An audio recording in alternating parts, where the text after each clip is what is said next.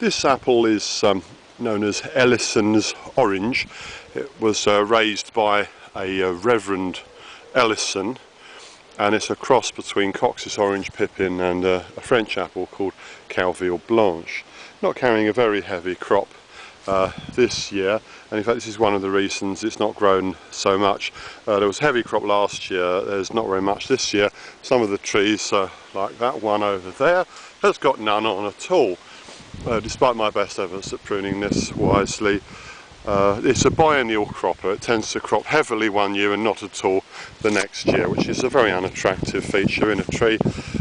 So I could not recommend this unless you have a large orchard or reasonably, at least 20 apples in your garden, and you don't mind growing one that's got a slightly unusual flavour and has a biennial tendency. But it has got its place in English apple growing history. One of the flavour compounds you've got in the famous Cox's Orange Pippin, which, as has been discussed, is considered to be the finest flavoured apple, although it's a very difficult one to grow. One of the flavour compounds is aniseed. In a really ripe Cox you may just taste a tiny little bit of the aniseed as well as the other flavours. However, in Ellison's Orange, the aniseed flavour is quite developed. It's one of those apples that people either love or hate. People have a taste of it and say, oh yeah, love that. Or they'll say, oh that's terrible, I don't want that at all. And so it's a slightly controversial apple. It's ripe in September.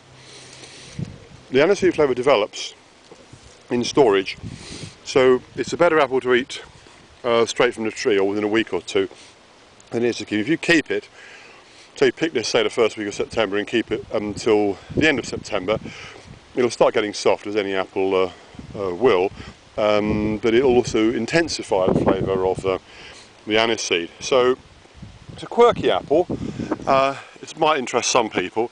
My own feeling about this apple is that my customers are not very keen on it.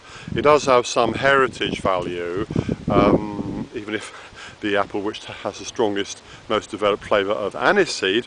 So I'm going to grow a few of these, but I used to have more of these than I do now. I used to have 20. I've removed 10 of them, replaced them with other varieties, and I'm going to take out most of the rest this year. Anyway, that's Ellison's Orange. It's an interesting apple, but I must admit it probably is more of historic interest than an apple which is really worth having in your orchard. If I didn't have it, knowing what I know now, I probably wouldn't plant it again. But it is, like all of these heritage apples, worth keeping alive because of its interesting genetics and as a curiosity.